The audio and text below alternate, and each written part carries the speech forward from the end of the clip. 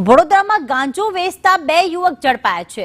અટલાદરા પોલીસે ગાંજાનો જથ્થો ઝડપી પાડ્યો, સાથે બે યુવકોને પણ ઝડપ્યા।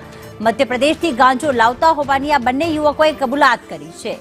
2 મહિનાથી વડોદરામાં તેઓ ગાંજાનો વેપલો કરતા હતા। ગણપત કાંબલે અને હેતરાજ બારિયાની ધરપકડ કરવામાં આવી છે। અટલાદરામાં હાઉસિંગ મકાન પાસે તેઓ ગાંજો વેચતા હતા।